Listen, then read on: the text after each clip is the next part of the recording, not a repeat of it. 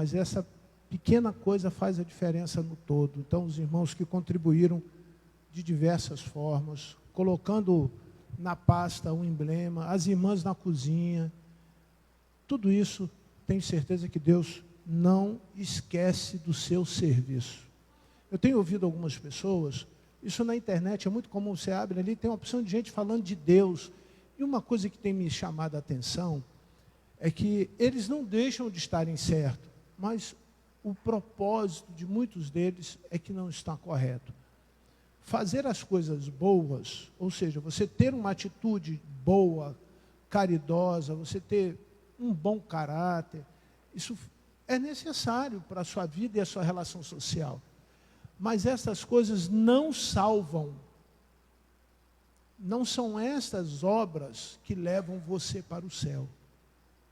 Isso complementa a nossa fé. Isso traz vida à nossa fé. Isso anima a fé dos outros. Quando compartilhamos a caridade, o amor, quando nós acolhemos as pessoas, quando nós tomamos a dor do outro de uma forma empática, isso tudo é bom.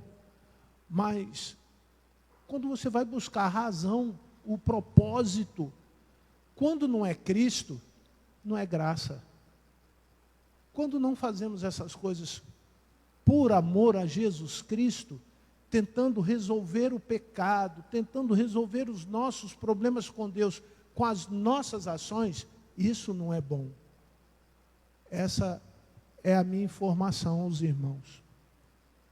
O nosso agradecimento. Quando você faz alguma coisa no reino, sendo ele menorzinho que for, ele tem uma importância muito grande, porque é reino de Deus. E se é de Deus, é para Deus. E Deus recompensa. Não tenho a menor dúvida de que Deus tem derramado bênçãos sobre a tua vida de uma maneira sem igual. Nós temos alguns outros irmãos e irmãs que chegaram posteriormente, como falamos, nós vamos dar a oportunidade para que a igreja os receba com muita alegria. Jaqueline Belotti da Silva, por favor, fica de pé. Seja bem-vinda em nome de Jesus. Irmã Josefa. Irmã Josefa. Josefa Janine. É isso? Janine, seja bem-vinda. Fique em pé, irmã, fique em pé. Isso. Tem mais. É a filha da irmã Janaína. Giovana,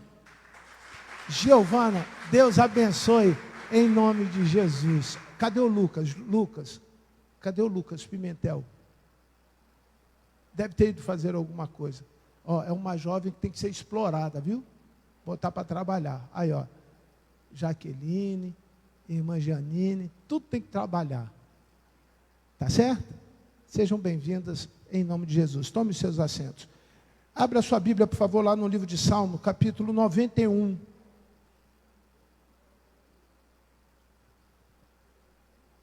Salmos, capítulo 91.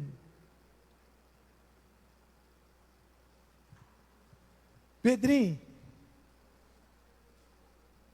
ano que vem tu vai fazer uma opção de coisa, Pedrinho. Estou só de olho em você. Deus esse ano já deu muitas vitórias para o Pedrinho. Hoje ele vai batizar, eu sei, isso aí. Isso aí. E eu vi ele no corredor vindo para cá, porque eu falei que ia ter EBD, depois falei que não ia ter EBD, fiz maior confusão hoje na Escola Bíblica Dominical, me desculpem mais uma vez. E vi ele andando para cá, eu esbarrei com ele, falei assim, já está bom? Ele, já estou bom. Falei, então já pode trabalhar. Que Deus abençoe abundantemente. Cadê o Lucas? Lucas voltou? Lucas, fique de pé, por favor, querida. Giovana, botar para ralar. Tá bom? Os filhos na fé do Carlinhos, por favor.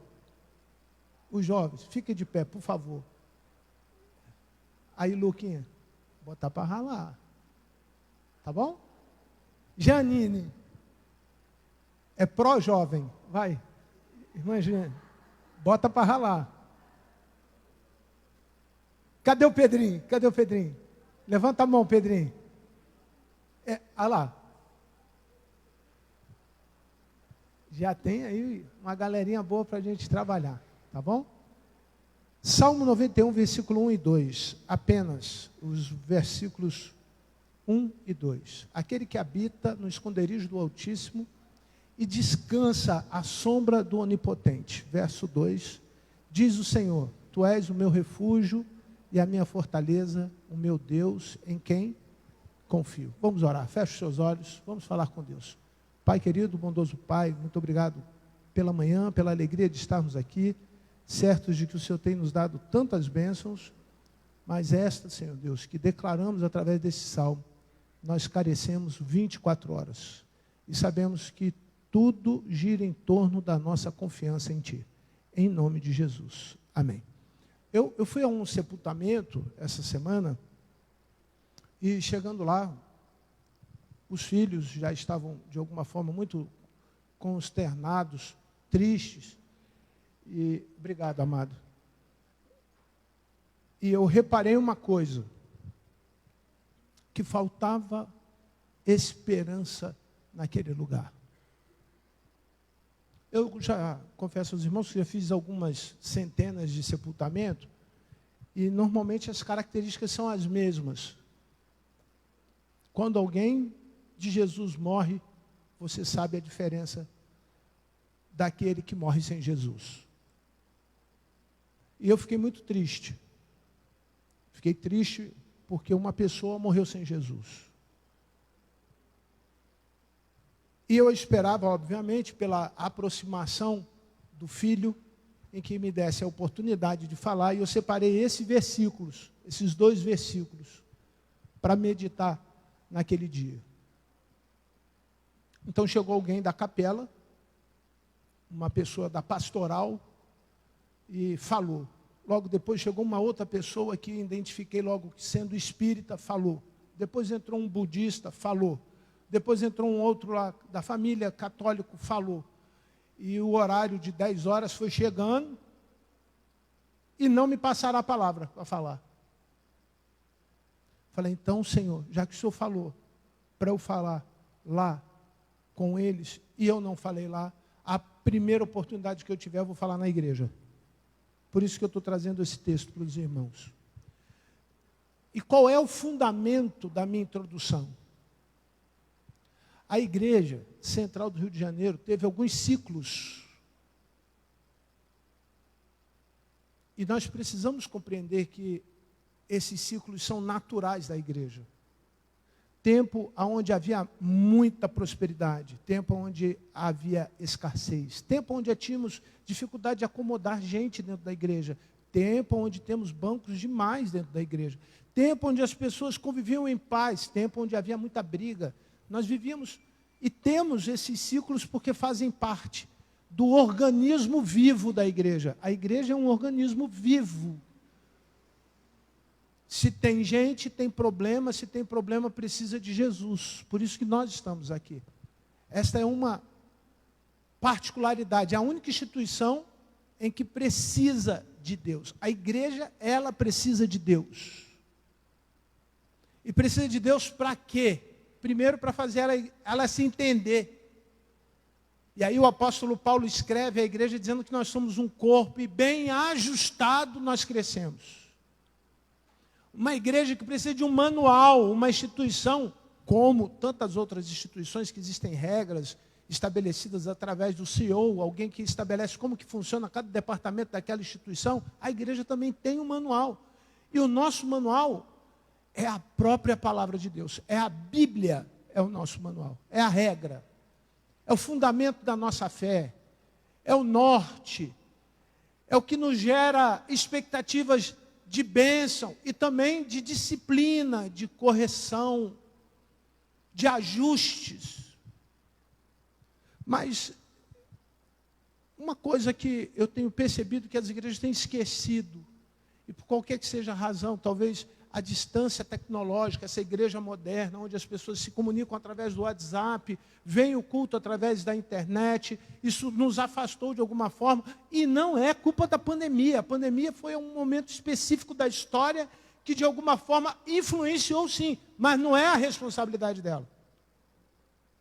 convenhamos que todos nós passamos por esse momento terrível da humanidade chamada pandemia, mas nós já reajustamos os nossos dias. Nós já temos a capacidade de lidar com as dificuldades, mesmo sabendo que está tudo aí ainda.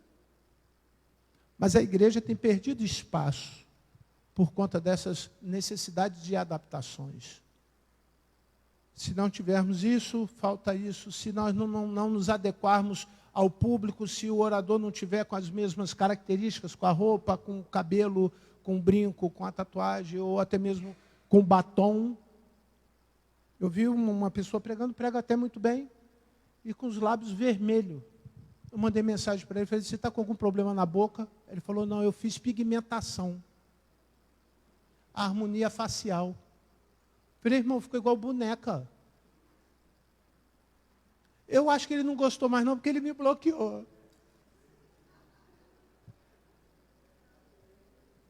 Se estiver me ouvindo, Eduardo, me desculpe. Para se adaptar ao que os outros querem ver. Eu não sei se você consegue entender que aqui o que você precisa ver é Jesus. O que você precisa sentir é Deus. O que você precisa buscar é o Senhor. Nós não temos como substituir coisas naturais para atrair as pessoas a terem uma experiência sobrenatural. Nós precisamos estar atentos às coisas sobrenaturais para entender o que está acontecendo na nossa vida natural. E aí começa a desorganizar algumas questões.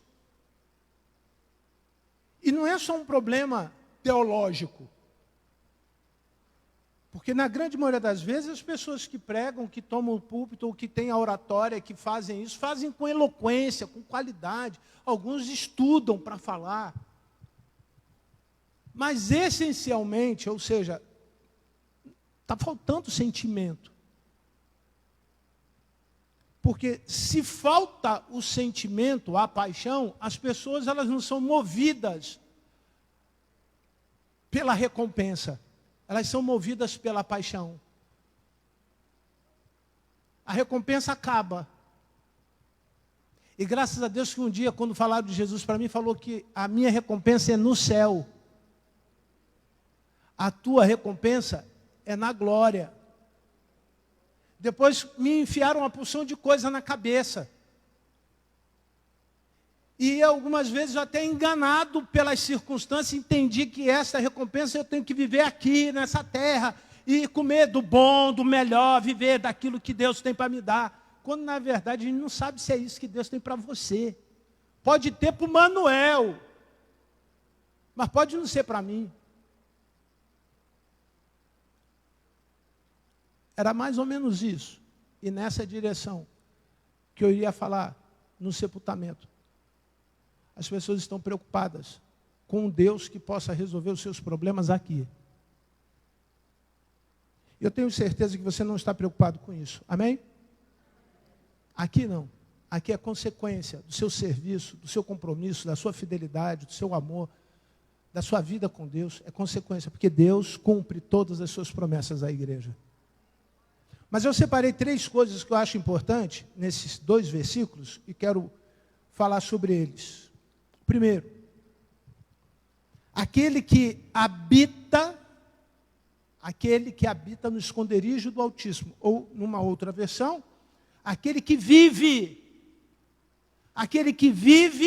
na habitação do Altíssimo. Há uma qualidade de vida para quem vive com Deus. E eu tenho certeza que você tem buscado essa qualidade de vida. Essencialmente, o texto já diz, o que vive com Deus. Eu fiquei então pensando o que é que Deus não quer na minha vida para que não incomode a presença dEle.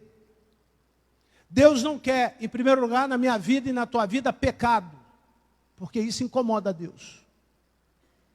Repita, Deus não quer que eu viva em pecado. Não fica com medo não, porque todos nós pecamos e destituídos estamos da glória de Deus, mas quando reavemos essa comunhão com Deus através de Jesus, Deus entende pela sua misericórdia que somos pecadores, mas Deus não quer que você viva no pecado. Segunda coisa que eu identifico, que irrita a Deus, preste atenção, irritou Jesus a ponto dele entrar no templo e meter o sarrafo em todo mundo, farisaísmo. O que é o farisaísmo? É o comportamento do religioso que entende que ser religioso é o suficiente. Ele entende, ele acha que ser religioso é o suficiente. Jesus chega no templo, vê uma porção de gente ali fazendo de tudo, menos preocupado com Deus. E ele fala, olha, vocês são fariseus. Comportamento vazio. Pessoas que estavam preocupadas em carregar a Bíblia, andar de terno. Pessoas que estavam preocupadas em mostrar para o outro que ora bonito. Pessoas que estavam preocupadas em fazer com que a lei fosse cumprida, sem misericórdia nenhuma para quem erra. Pessoas que estavam preocupadas com o cisquinho que está no olho do irmão, esquecendo a grande trave que ele carregava. Pessoas preocupadas com o conceito e não com o que era de fato essencialmente o amor. Não é assim que a lei diz? É. Então cumpra a lei.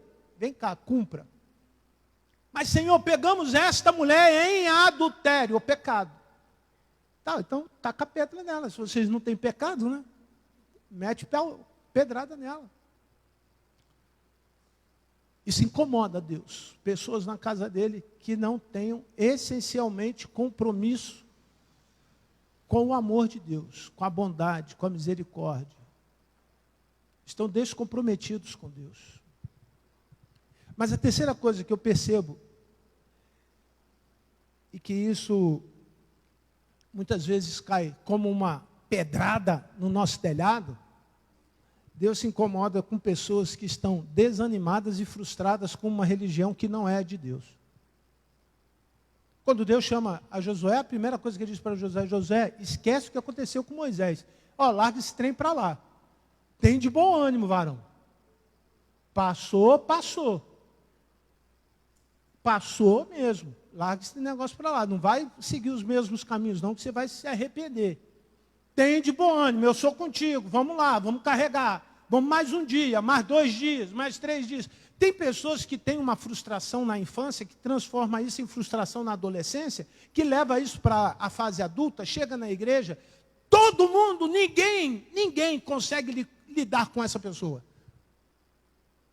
E ela acha que isso é culpa dos outros, quando na verdade, eu peço até que você me entenda isso de uma maneira assim muito clássica, não é nem culpa sua.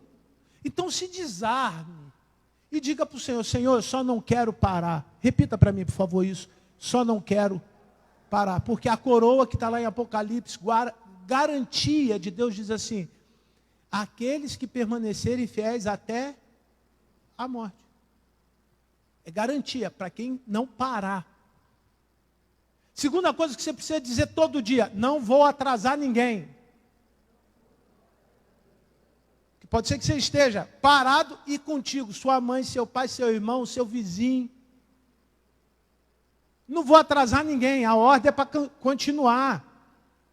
A ordem é para continuar. A igreja vai crescer. A igreja vai crescer. O inferno não vai prevalecer. Os leões não prevaleceram. Nada disso vai impedir o crescimento da igreja. Você vai crescer. Deus não gosta de pessoas que sentam na sua presença e falam, ah, tá bom, deixa assim mesmo. O que me vale agora é só a morte, porque já tenho garantia da ressurreição e o céu é a minha cidade prometida, irmão. Para com isso que você está atrapalhando muita gente chegar até perto de Jesus. Compreenderam, amados? Que coisas pequenas pode estar impedindo que o Deus Altíssimo seja grande, tremendo, e que providencie todas as demais coisas que você precisa para viver nesse tempo. Então, eu cheguei à conclusão que nós deveríamos aceitar o término de algumas coisas na igreja. E, obviamente, alguém pode estar preocupado, vai mudar a doutrina, vai mudar um nome. Nada disso. Nada disso leva a gente para o céu. Mas eu acho que precisamos mudar o comportamento. E nesse versículo eu encontrei algumas coisas que podem te ajudar a identificar o seu comportamento e auxiliá-lo em mudança desse comportamento. Vamos lá, o verso 2. Diz o Senhor, o que Deus tem falado com você? Como Deus tem falado com você? Através do que Deus tem falado com você? Se você tem vivido a sua vida com Cristo, tem descansado com o Senhor, tem desfrutado da proteção do Senhor, tem gozado da esperança de tudo que tem o Senhor para lhe oferecer, como que Deus tem falado com você? Eu percebo de uma maneira assim muito prática, que algumas pessoas dão muito mais valor, prestem atenção, porque esse é um risco, ao que os homens estão falando do que a palavra está falando. Eu tenho 3 adolescentes, e um deles chegou para mim e falou assim, papai, sonhei que o meu irmão vai casar com uma menina da igreja. Falei, irmão? Sonhou? Sonhou. E contou o sonho. Sonho bonito. E eu perguntei a um e perguntei ao outro. Você orou? Está orando? Você já está com tempo de casar? Já trabalha? Já consegue pagar suas contas? Não é assim, galego? Né? Você tem condições de sustentar a sua casa? Daqui a pouco vem o nenenzinho comprar fralda. Plano básico de saúde, não precisa ser muito caro não, mas um básico. Aí vem a maternidade. Com a maternidade, se os 2 trabalhavam, a esposa tem que ficar em casa pelo menos um tempo para dar conta do neném. Você está pronto para isso? Ele falou assim, não. Eu falei, então para de orar. Para de orar. Se não está pronto, não peça a Deus. Você consegue entender que é mais fácil? As pessoas conseguem convencer as pessoas com as revelações que nunca existiram, com as profecias que não são bíblicas, com pessoas e líderes que têm a capacidade de persuasão através dos seus discursos e inventam. Você tem que fazer um curso de gatilho mental. Tá bom. Como se eu tivesse a responsabilidade de mexer na sua cabeça. Quando o que mexe na minha cabeça, por isso que é metanoia, é mudança da mente, é a palavra de Deus. As pessoas não querem mais ouvir o Senhor, querem ouvir o pastor. As pessoas não querem mais ouvir Deus, querem ouvir o profeta. Se vestir alguém de profeta, ela ouve. As pessoas não querem assumir a responsabilidade do que deu certo ou errado, porque se deu certo, legal, se deu errado, foi o pastor, foi o profeta. A revelação fora do tempo.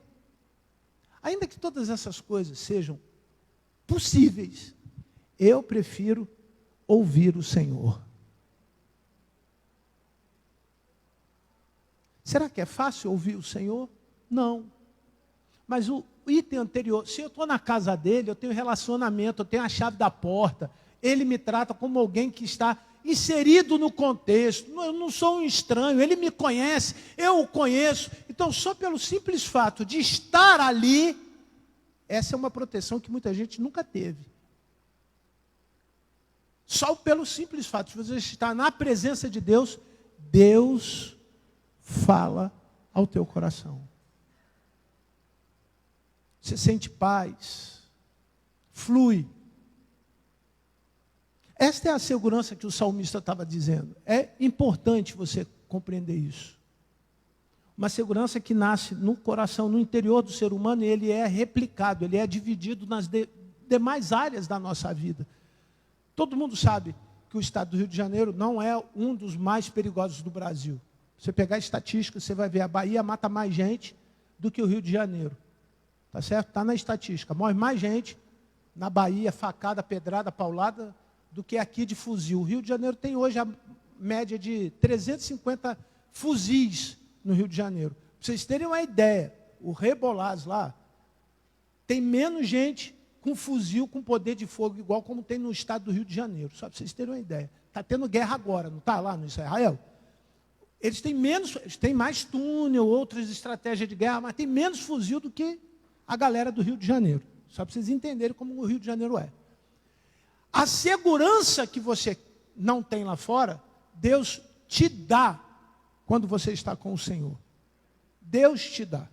Mas o que nós estamos tentando fazer você entender aqui é uma segurança emocional, uma segurança espiritual, é uma segurança da palavra, é algo que vai além dos acontecimentos socioeconômicos, além de quem estiver no poder, além de quem estiver na política, além do que quem estiver me dando a segurança. Porque você sabe que se o Senhor não guardar a cidade em vão, a PF, PC, PM, pode botar todo mundo na rua. Se o Senhor não guardar, ninguém vai te guardar. Consegue entender? Mas se você não ouvir a palavra, não compreender a palavra, não mudar o seu comportamento em relação à palavra, nada disso vai estar à sua disposição. Alguns sites de compra, eu tenho dificuldade de comprar na internet, vem com um cadeadinho em cima, que é um mecanismo de segurança. Na hora da alegria, você quer alguma coisa muito importante para você, você vê, eram R$800, mas está na promoção, Black Friday, e custam agora R$40. O que você faz? Vai lá e vai comprar. Impulso, é natural. Você se preocupa com a diferença de preço, que é uma das características de fraude? Você se preocupa se o site é seguro? Você encontrou lá uma série de pessoas dizendo, comprei e não entregou, levou 200 dias, o produto chegou quebrado. Você se preocupa com um cadeadinho? Não. Na vida é assim. Pare de tomar decisões impulsionadas pelo que você vê. Pare de tomar decisões impulsionadas pelo que você ouve. Para de tomar decisões por aquilo que colocam no teu coração e você não protegeu o seu coração, porque o que protege o coração do homem é a palavra de Deus. Pare de agir sem esperança, porque tudo isso vai causar um transtorno enorme para as pessoas que você ama e para você mesmo. Isso é comportamento. Eu tenho consciência. E se eu não tenho consciência, eu paro, oro e falo ao Senhor, Senhor, me dê essa consciência. Algumas pessoas que trabalham comigo malham, fazem, antes de irem para o trabalho, a academia. E eu ouço muito eles falando assim, você tem que ter consciência corporal. E aí eu peguei, conversando com um fisiologista, uma pessoa especialista nessa área, ela falou assim, consciência corporal é quando o seu organismo já faz determinadas atividades sem necessidade, mas ela está programada para fazer. A hora que ela precisar, ela consegue fazer. Exemplo, as minhas pernas hoje carregam um peso menor do que eu carregava há algum tempo atrás. Entende? Mas se eu não fizer musculação para os membros inferiores, chega uma hora, os meus músculos não correspondem mais à necessidade de eu correr, de eu pular, de eu caminhar, de eu fazer as coisas. E eles vão perdendo essa consciência muscular. O músculo fica frágil, fraco. Por mais que eu mande ele fazer, ele não vai o quê? Obedecer. A palavra de Deus, quando ela é exercitada, você está tendo uma consciência espiritual. para quando o diabo se levantar na sua vida, você sabe o que fazer. Quando o pecado que tão de perto nos rodeia atingir o nosso coração, nós sabemos o que fazer. Quando cairmos, olha que eu levei em 3 esferas. Tá certo? Quando cairmos, aquela palavra que um dia foi plantada no seu coração, vai fazer você lembrar o que você precisa fazer. Essa é a consciência. Esse é um dos pontos que nós queremos trabalhar em 2024 com a igreja. Estabelecendo um vínculo através de uma metodologia celular, trazendo a responsabilidade individual, cada um criando um mecanismo de estudo da palavra, de multiplicação dessas pessoas, de relacionamento entre si, para que de maneira consciente, natural, elas possam fazer as 3 coisas que é propósito de Deus para a igreja. Cumprir a sua missão de maneira natural, sem que haja o espírito da obrigação, sem que haja nenhum tipo de necessidade de alguém falar assim, você tem que levantar e orar. Pega um atleta desse e diz para ele que ele não pode nadar. Eu me recordo de uma certa ocasião, citando aqui o nosso querido irmão pastor Luiz Carlos, ele ficou impedido de nadar. E depois, quando ele voltou a nadar, ele falou, eu lembro disso, ele falou comigo, falou, pastor, estou alegre porque eu voltei a nadar.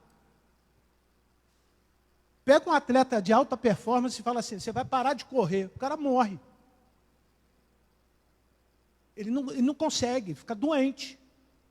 Imagine uma igreja, pastor João, pastores presentes, imagine uma igreja com uma consciência espiritual de oração. Aleluia. Comprometidas com a palavra. Com amor e paixão pelas almas perdidas, os que estão perto, vão ver em você isso. Você não precisa parar e falar, irmão, agora é a hora da oração. Nada disso. Agora eu vou orar. Agora, eu acabei o livro de Gênesis. Não precisa nada disso. Tudo isso passa a ser visto de forma natural na tua vida. E as pessoas vão querer estar perto de você, porque você habita no esconderijo do Altíssimo. E aí, a sombra de Deus, aquela sombra, quantos se aproximam de você e dizem assim, como eu sinto a paz quando eu estou ao seu lado, a alegria quando eu estou ao seu lado, como eu sinto a bondade, a misericórdia, a mansidão, como eu sinto coisas que não se compram na padaria e nem na internet. Como eu me sinto bem ter você perto de mim. Como eu me sinto acolhido. Tem gente que gosta só do abraço. Então abraça, meu irmão. Abraça. Você vai perceber que é muito mais do que um abraço. Existem testemunhos como esses que o João deixou para alegrar o nosso coração. Como outros, pessoas doentes, que apenas um abraço curou. Apenas um abraço. Mas pessoas que estão comprometidas com o que Deus faz. Por último, amados, tu és o meu refúgio e a minha fortaleza. O meu Deus. Completem a frase. Em quem? Confiar em Deus não é fácil. Não é fácil confiar.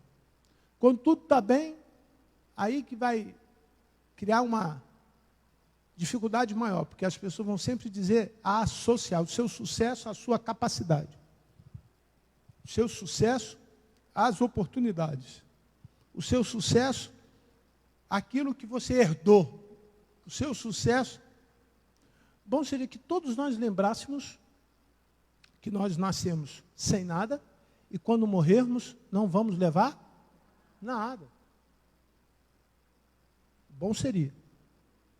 Mas nós não somos assim.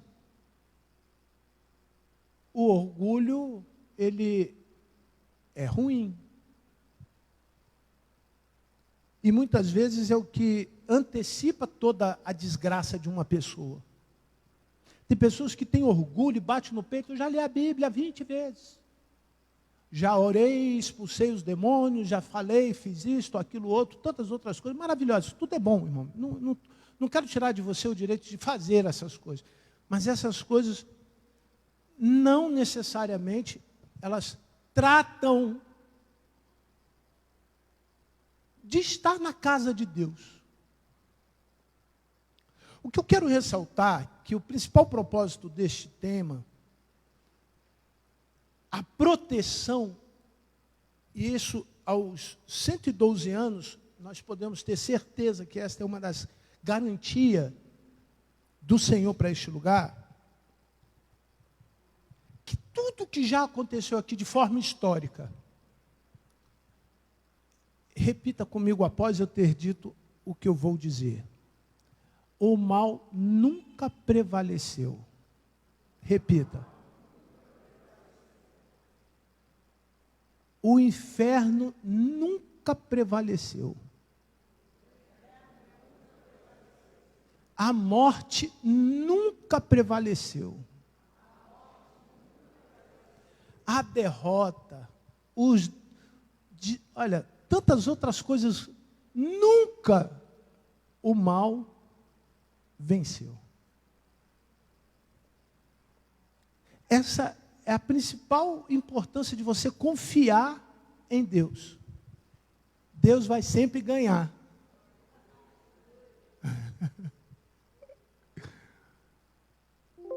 Deus vai sempre ser o vencedor. Eu imagino,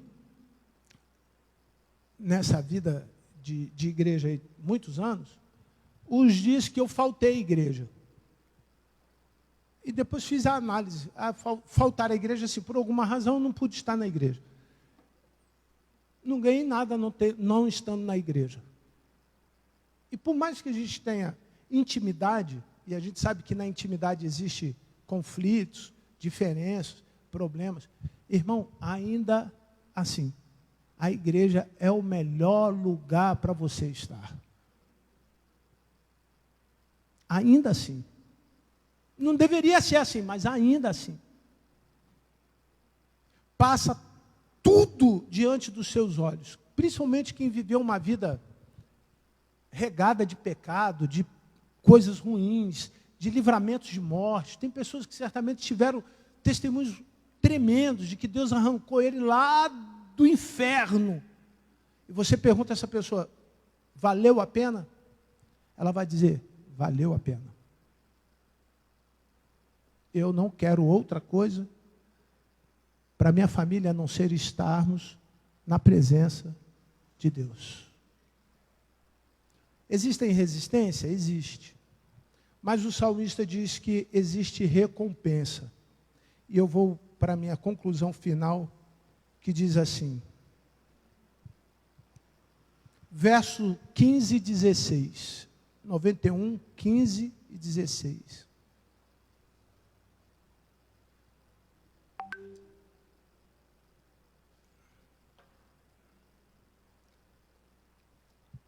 E ele me invocará. Leiam comigo.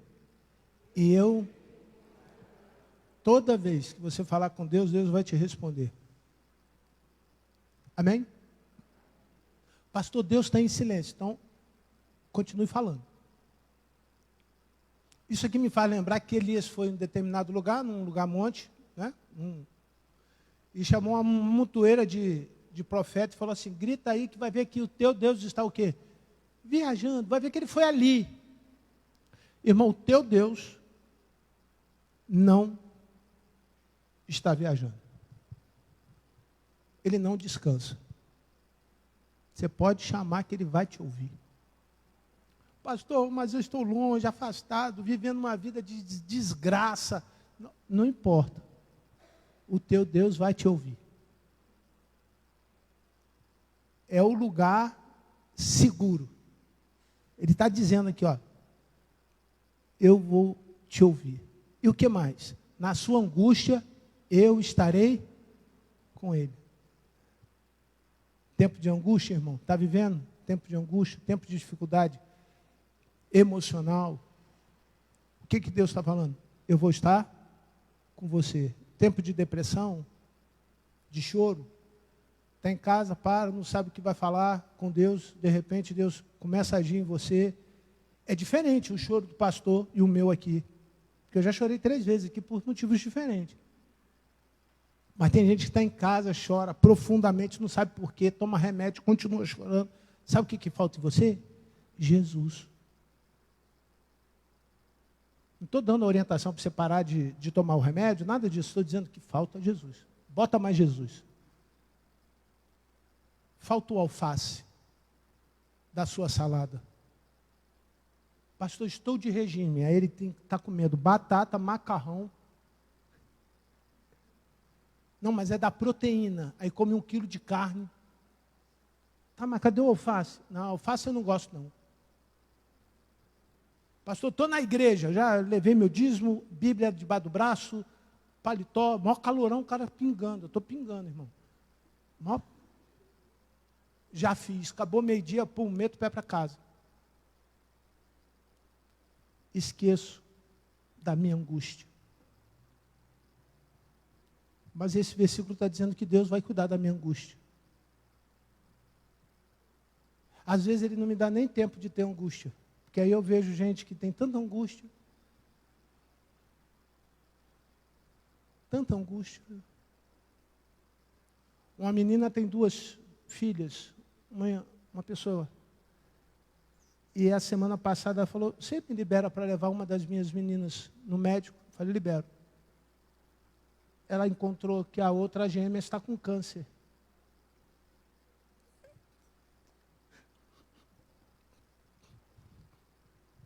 Na mesma hora eu falei para Deus, obrigado, Senhor, porque o meu dorme o dia inteiro. Acorda, Felipe, está lá dormindo. Sofia, cadê a Sofia? Está lá com as crianças? Cadê a Sofia? Reclama o dia inteiro. Pensem num adolescente que fala mais de 20.000 palavras por dia. Pensou? Multiplica por 2. Multiplicou? Essa é a parte da manhã. Como fala? Cheguei em casa à noite, ela sentou no sofá. O senhor manda o recado para aquele seu amigo, que foi, eu não vou falar o nome, para evitar problema, que me recebeu batendo assim na minha cara, ó. Falei, irmã, é carinho. Eu não quero esse carinho, não.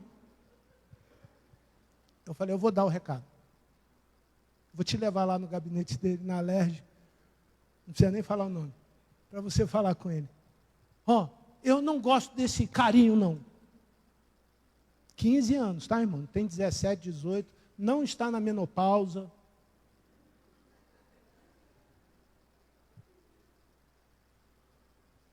O outro, terceiro, ele toca, ele quer ficar na porta, pegou o rádio do pastor Haroldo, quando eu vi, botou do lado, o pastor Haroldo quem ia ajudar na segurança, ele pegou o rádio, botou do lado, ele vai lá, bota água, ele volta, pega a pasta, ele vai na cozinha, perturba a Maria, ele vem, quem é esse?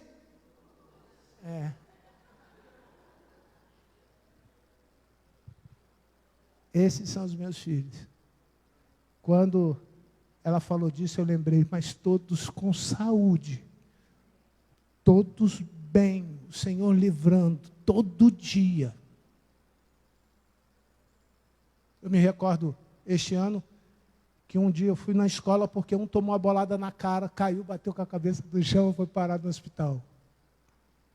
A outra, correndo de costa, jogando alguma coisa, caiu lá. O outro foi jogar a bola, irmãos. Olha que coisa absurda. Ele foi bater alguma coisa, o garoto chutou a bola, chutou a cara dele, foi parar no hospital. Que coisa! Mas Deus cuidando, protegendo, livrando, dando saúde, bem. Sabe por que eu falo isso para você? Porque às vezes nós ficamos tão preocupados com a nossa angústia, esquecemos da angústia alheia. Somos tão egoístas. Os anjos do Senhor têm acampado ao teu redor. A seta de noite não tem nem chegado na tua tenda, irmão. Aquela montoeira de coisa ruim, quem mora em comunidade sabe muito bem disso. Barricada para todo lado.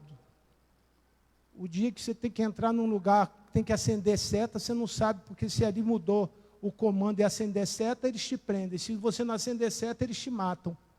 Você não sabe. A água é controlada, a internet é controlada, o gás é controlado, o pão da padaria é controlado. Você vive numa prisão eterna. Esse Deus é quem tem cuidado de você. E tudo isso só vai mudar se a sua consciência espiritual mudar. Você precisa do Espírito Santo. Você precisa do Espírito Santo de Deus. E tem pessoas que não têm o Espírito Santo de Deus. Feche os seus olhos.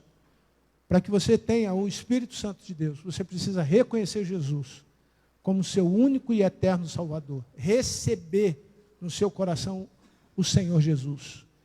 É Ele quem vai lhe dar essa nova consciência espiritual. Isso é confiar. Pode ser que nessa manhã alguém queira, precise, esteja disposto ou disposta a receber o Senhor Jesus como seu único e eterno Salvador. Levante uma das suas mãos, eu quero orar por você. Deus abençoe, Deus abençoe, Deus abençoe. Deus abençoe a cada um dos irmãos. Deus abençoe vocês. Pai querido, entre no coração dessas pessoas. Faça-os confiar no Senhor. E tire toda esta angústia, toda a sua ansiedade, tudo que não é bom, para que eles se sintam livres, para que eles se sintam à vontade de poder estar na tua presença, servir ao Senhor, amar o Senhor, em nome de Jesus. É o que eu lhe peço e oro hoje e sempre. Amém. Amém?